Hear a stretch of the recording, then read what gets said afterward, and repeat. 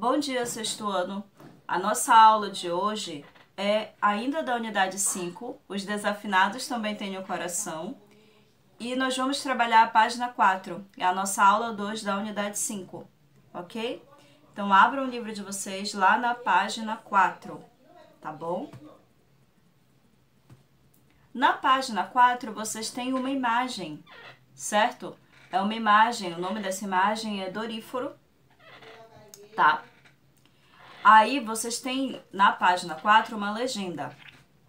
Diz assim: Policleto Doríforo, altura 212 centímetros, 450 a 440 a.C., Museu Arqueológico Nacional de Nápoles. É a cópia romana do original grego produzida durante o período helenístico, certo? Vamos observar a imagem, tá bem?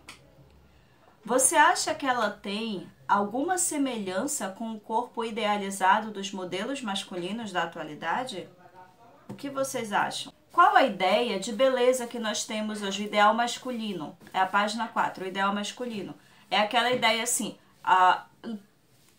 tirem pelos modelos, os modelos, sabe? Modelos de passarela. Então, vocês têm homens altos, fortes, com corpo bem definido, igual tá na estátua. Igual nós temos aí na estátua, o famoso, aquele corpo de tanquinho que fala, sabe? Esse é o ideal de beleza grega, que infelizmente ainda é muito presente na atualidade. Nós falamos aí da época helenística, de 1000 anos, mais de 1000 anos atrás, mas ainda é incutido esse padrão de beleza, certo? Muitas pessoas acham que para ser bonito você tem que ter um corpo malhado, você tem que ser magro, você tem que ser alto, você tem que ser esbelto, e não é assim. A beleza é um termo relativo. O que é belo, o que muitas pessoas consideram como beleza, outras não consideram, ok? Vamos continuar, tá? Observem aí no dicionário de vocês que vocês têm a ficha técnica.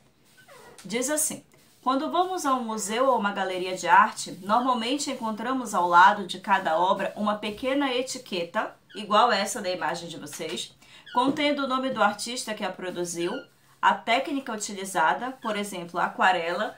Nesse caso de vocês, é uma escultura, certo? O ano de criação e a instituição a que pertence ou que a abriga. No caso da escultura de vocês, é o Museu Arqueológico Nacional em Nápoles.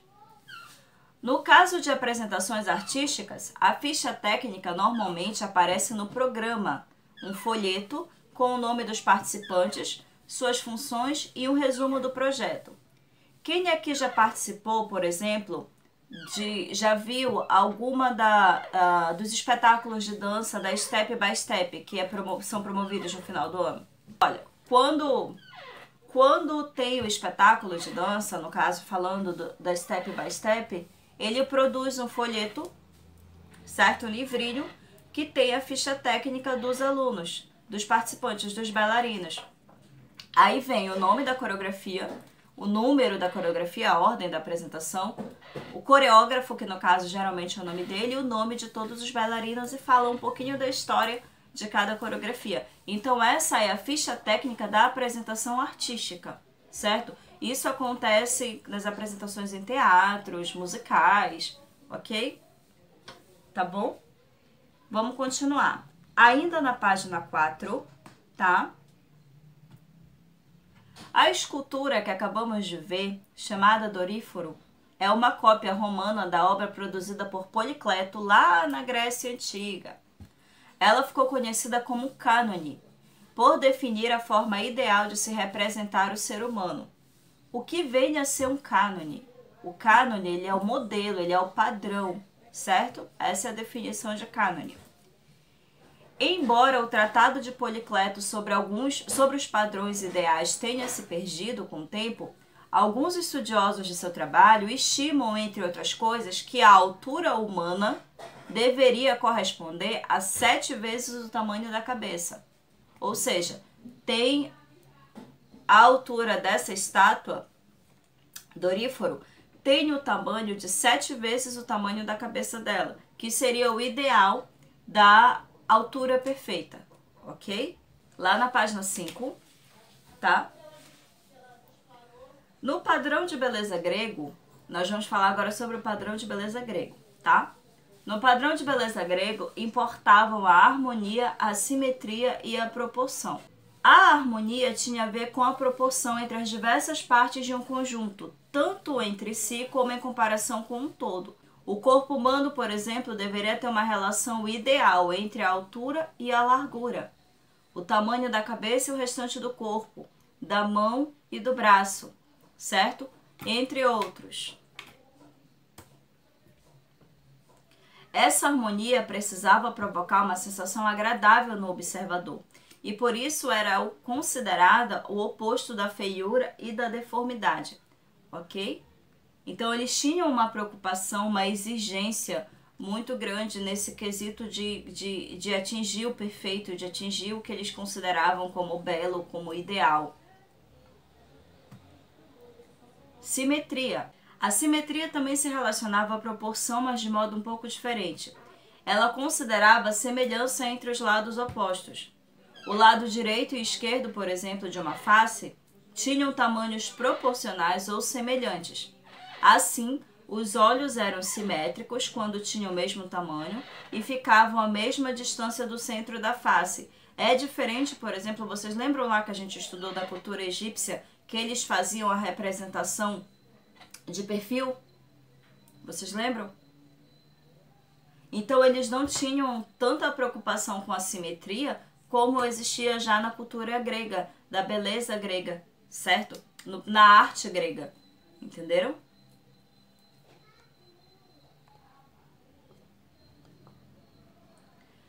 Aí no livro de vocês, na página 5, vocês têm uma estátua. Essa estátua se chama Vênus de Willendorf. Essa foto é a foto de uma escultura pré-histórica, tá? Nesse período da história humana, as figuras femininas costumavam ser retratadas em toda a sua exuberância, com seios e ventres fartos. É provável que fossem figuras idealizadas para representar a fertilidade e a perpetuação da espécie humana, certo? Mesmo passados mais de 2000 anos, muitos dos padrões de beleza definidos pelos gregos continuam presentes em nossa sociedade. No entanto, o feio e o bonito não são valores absolutos. Eles são definidos sempre em relação a algo ou a alguém. Muitas pessoas se sentem inadequadas quando se comparam aos modelos televisivos ou dos comerciais. Mas é preciso ter consciência de que esses modelos são convenções, imposições sociais.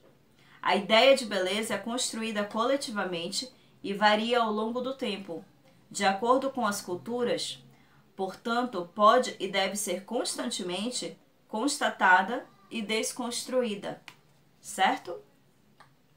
Coloquem lá na página 6, por favor. Lá na página 6 nós temos troca de ideias, tá? Daí eu vou fazer umas perguntas para vocês, ok? Existe algo em seu corpo de que você não gosta? Você já se sentiu mal por estar de alguma forma fora dos padrões de beleza vistos nos meios de comunicação? Você acha que atender a qualquer custo a um padrão corporal é saudável? Como podemos ser felizes com o nosso corpo do jeito que ele é? De que forma podemos agir para modificar as imposições estéticas a que somos submetidos em nosso dia a dia? É como a gente estava conversando no início da aula. Quando você pensa em beleza, você tem que entender que beleza é um termo relativo, certo? O que é bonito para o Fábio pode não ser bonito para o Arthur. E o que é bonito para o Douglas pode ser feio para o Luiz Henrique. Então, é muito relativo, certo? Eu, por exemplo, não perco meu tempo em academia. Só que fazer exercícios físicos é necessário. Por outro lado, nós temos pessoas que exageram nas atividades, exageram nos exercícios e acabam perdendo o natural, o seu corpo natural. O que nós temos, por exemplo, nós podemos falar de mulheres desesperadas para emagrecer, fazendo lipoaspiração e se arriscando. Ou então nós podemos falar daquelas pessoas que fazem cirurgias plásticas, que colocam botox, que colocam silicone, tudo tentando alcançar a um padrão estético imposto pela sociedade. Exatamente, às vezes nem dá certo. Às vezes nem dá certo. E não fica, e perde o natural. O que eu quero dizer, crianças, para vocês, o que eu preciso que vocês entendam é que é importante a gente se aceitar do jeito que a gente é, certo? E mais importante ainda é a gente não permitir, vocês como crianças, como pré-adolescentes, vocês não permitirem que digam o contrário, que digam que vocês não têm que se aceitar do jeito que vocês são, certo? Então vocês precisam